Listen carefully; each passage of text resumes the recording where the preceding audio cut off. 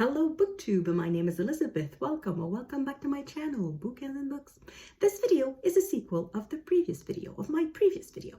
So my previous video was about the criteria that I set for myself to help me determine which authors are my favorite authors. So I want to know which authors are more important to me than just authors I love. What's the difference between an author I love and an author who is one of my favorite authors?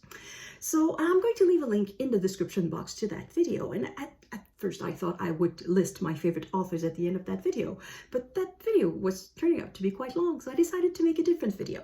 And to make you wait a little bit, I don't know exactly how long after the previous video I'm posting this, probably just a day after. I won't torture you a lot, because I imagine that you not knowing who my favorite authors are is torturing you.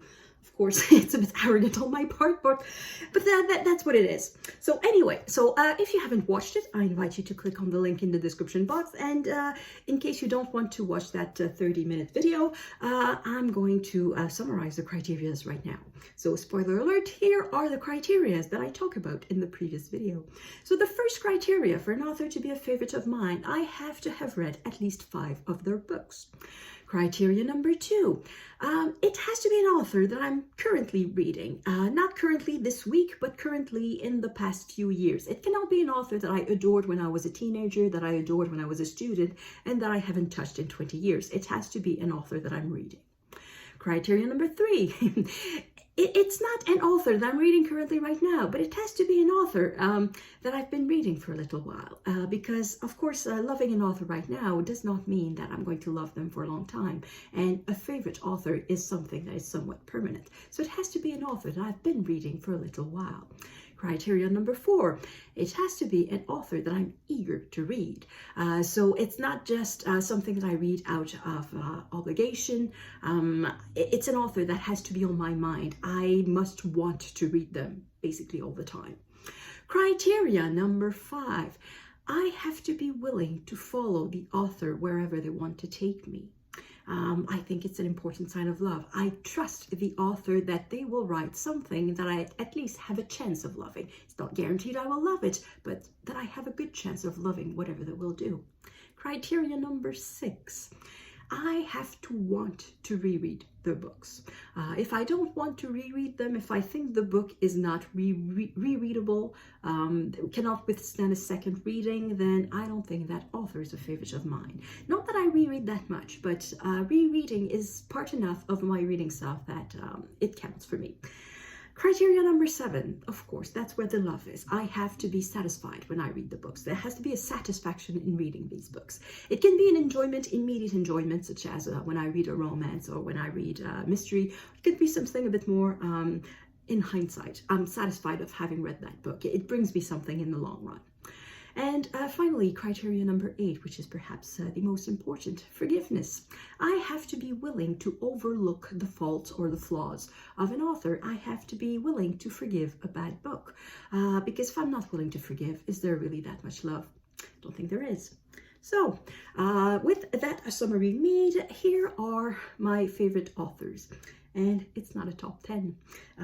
I'm being too strict. My criteria are relatively strict. They are strict for me. I don't know, for you perhaps it's easy and that most of what you read would be an 8 out of 8. Most of the authors that you consider among your favorites would score an 8 out of 8. But for me, I'm being a bit tough, I think. And that leaves me with just 5 favorite authors.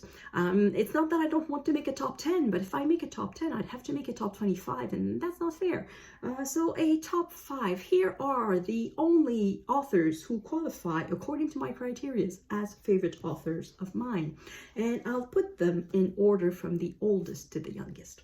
So the first one, to absolutely nobody's surprise who's watched my channel, Jane Austen. So I've read all of her main novels. I've reread all of her main novels, and I cannot say that I've loved them all, but the ones that I love, I really love. And I love her writing, and I'm willing to forgive a bad book. Northanger Abbey. It's a beginner book. It's a first book. It's a beginner book. It's her first. It's a debut novel, so it's kind of normal that it's not that good. But yeah, I'm willing to forgive a lot to Jane Austen, but there's not a lot to forgive. She writes good books, and she represents a lot the criteria of rereading. As I said, I have reread each of her novels, which I cannot say of any other author. Well, some authors have written like 100 books, so of course, no, I have not read all of them and have not reread all of them. But in the case of Jane Austen, I have actually reread each book that I've read by her, except Lady Susan that I read for the first time a couple of years ago. But I'm going to reread that at some point. So she is eminently rereadable, and I love reading Jane Austen. So that's the first one. Second one, I don't know if it's going to come as a surprise or not, but for people who've known me for a long time, it comes as no surprise. That would be Dostoevsky. I started reading him when I was 14 or 15 years old, and at first I have to admit it was out of stubbornness. I had seen his name in a list that a teacher had given us as an author of classics, and I wanted to explore that list, so I started by reading the Brothers Karamazov. And let's face it, it was a bit tedious at the beginning, but I stuck with it out of stubbornness. And at the end of it, there was such satisfaction at having read that. I read another Dostoevsky right away, which was The Idiot. And then gradually I read some more and some more. In college, they made us read The Gambler. And then in university, I took one literature class, and there was Notes from the Underground in that. And then throughout that, I read The Demons and Crime and Punishment and other Dostoevsky books. And I've reread some of those, not all of them. I've reread The Idiot. I've reread the Brothers Karamazov. Have I reread The Gambler? Perhaps, maybe. Anyway, and the criteria that he represents the most is forgiveness. He is, among my favorite authors, the ones to whom I forgive the most. Dostoevsky sucks at plot. Not in the sense that he doesn't know how to write a good story, but he doesn't know how to pace a good story, and he doesn't know how to stick to a good story. He digresses all the time. There are digressions in every book, the digression on the meaning of life. There are secondary characters, very, very secondary characters in the first part that become sort of primary characters in the third and fourth part. It's weird. By contemporary standards, he's a terrible writer. He's a terrible constructor of stories, of novels.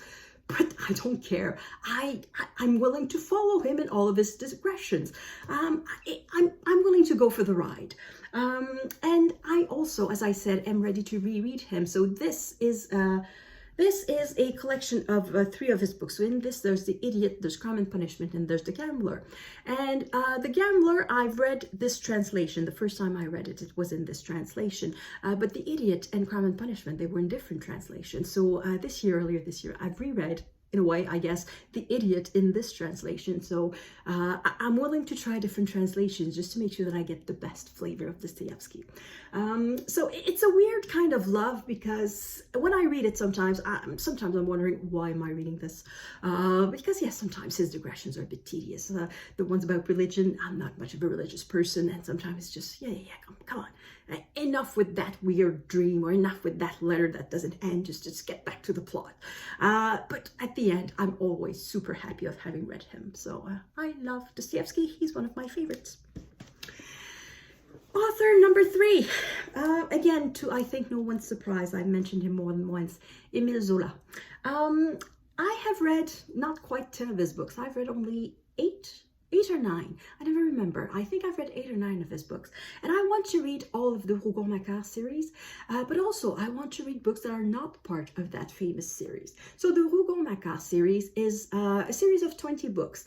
They are somewhat related. Some of them feature the same characters, but many of them feature characters that never reappear in other books. So you don't have to read it in order at all. They are all standalones if you want to read them as standalones. And they are meant to illustrate life in France during the Second Empire. So that's from 1853 to 1870. And in each book, Zola explores a particular aspect of the working class in France. So it could be agricultural work, it could be work in commerce, it could be work in the railroads, in mines. In one of his books, he talks about an artist that happens to be more or less based on his friend Cézanne. And anyway, he explored different aspects of life in France in this 19th century, in the second half of the 19th century. And I think it's just fascinating. I love his descriptions. A lot of people hate description. If you don't like descriptions, don't read Zola. It's full of descriptions, and I love them. I think they're great, and I love him. And I should try to read all of the Rougon-Macquart. I don't know why I haven't done it yet, but I'm going to do that. And also, he wrote a series of 3 books about 3 cities, Paris, Rome, and Lourdes. They are massive tomes, I think like 800 or 1,000 pages each. And I think they're nonfiction about these cities, and I want to read that. I haven't read that yet, but I want to. So Zola, one of my favorite authors. And then we move on to the 20th century, but it's an author who is unfortunately dead. That is Georges Perec. Georges Perec. So this is his complete works of fiction. So every piece of fiction that he works fits in this book, which is not that long. It is under 1,500 pages, and I've read them all. The joy of Perec, though, is particular. Once again, sometimes a bit like Dostoevsky. When I read this, I'm thinking, okay, this is weird. Why am I reading this? But Perec was that sort of author. He liked to write with a constraint. So he would set a rule for himself and try to write a book according to that rule. So his most famous is probably Avoid, which is a book that he wrote without using the letter E. So every word in the book does not have the letter E, which is a complete feat of I don't know, of somebody who has a lot of vocabulary. He was a lexicographer, so basically he wrote dictionaries for a living. So he had a lot of vocabulary, but to be able to write a book that makes sense, it's a bit weird. It's a weird book, but the fact that he manages to write this book that is like 300 pages long, no, not 300, it is probably much shorter than that, more 200 pages long, without using the letter E in French, it's just amazing. And also he writes good stories. There's Les Choses, which is, in English, The Things. That was his first novel. It's the story of a couple, a young couple who just loves to walk and look into shops, and they are seized with this envy of things. They want stuff, they want things, and how this envy of having things, this consumerism, is gripping them and taking hold of their entire lives. That was a fascinating book. And also Life a User's Manual. That book is eminently rereadable, whether in part or in whole. So the way the way he wrote Life a User's Manual or Owner's Manual, I don't remember what the title is in English, is that he pictured a building in Paris. So a classical houseman building, the type that you see in Paris. And you sort of imagine that you remove the front of that building and you see, you see Perec there. But so imagine that you see like the ground floor, the first floor, second floor, third floor, all the way up, and all the apartments. And in each apartment, there's a character or a family living there. And he tells a story of these people. And sometimes it's interconnected and sometimes it's not. And some of these characters are over the top. And anyway, it's just a joy to read that book. It's just a lot of fun.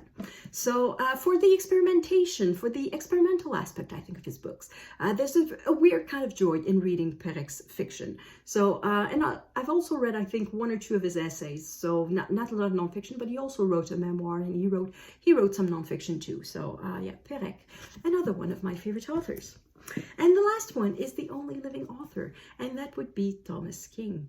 And this author represents particularly criteria number 5. I'm willing to follow him wherever he goes. I've read by him novels, short stories, book of nonfiction, poetry, a mystery. He also wrote I think it's young adult or children's books, but I haven't read them yet, but I don't exclude reading them at some point.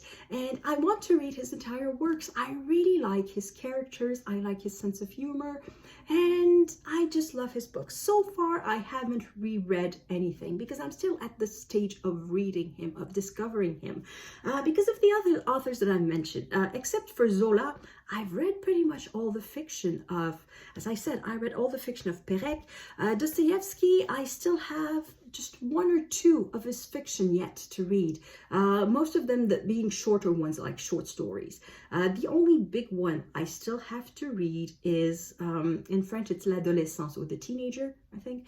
That's the only one I still have left to read by Dostoevsky, and as I said, by Jane Austen. I've read everything. So this one, I'm still like a bit like with Zola. I'm still at the stage of discovering what he wrote, but he keeps writing. That's the difference between King and Zola, is that King is still writing and he's still producing books to my great pleasure. And I still have some of his older works to discover, and of course all the new works coming out, I have to discover them too. So I really love Thomas King. So that's my top 5 favorite authors of all time.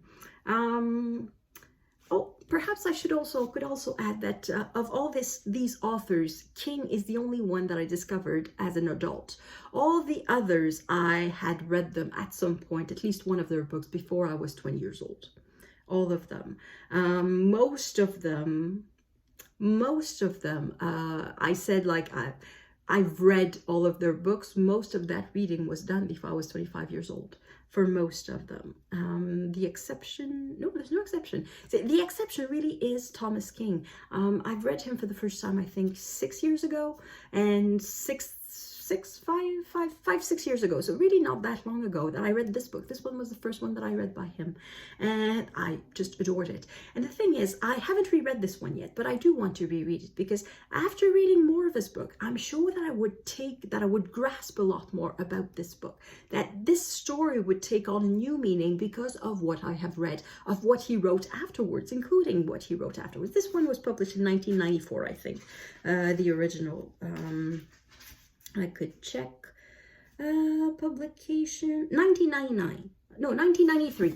Sorry, 1993. So it's not necessarily recent, but for me it is relatively recent. And yeah, I want to reread this one, and I want to reread also The Inconvenient Indian, which is his nonfiction, and I want to reread it. I like Thomas King. I love Thomas King. He's one of my favorite authors. Anyway, I'll stop rambling. So that's it. That's my top 5 favorite authors. How many had you guessed? Yeah, because I suppose I gave you a few hours to guess. So, yeah, I don't think I'm surprising anyone when I mention these authors. I've mentioned them previously on my channel, obviously, because if I had surprised you with an author I had never mentioned, I don't think I would have been very credible in saying this is one of my favorite authors, even though I haven't mentioned them a single time in 2 years, even though I've been talking about books for 2 years every week. Yeah, I wouldn't have been very credible. So I think the fact that you're not surprised proves that I'm honest. Why am I saying this? There's no point. Anyway, so these are my favorite authors. I should stop talking. So this is the second video I'm filming. That's why I'm not batch filming. I'm not good when I do the second video. I ramble and I say stupid things. So I'll stop talking now. And I'll wish you a nice day, evening, night, whatever you want. So I'll see you in the next video, and let me know in the comments what you think of these authors, or who are your favorite authors. And I'll see you in the next video. À la prochaine!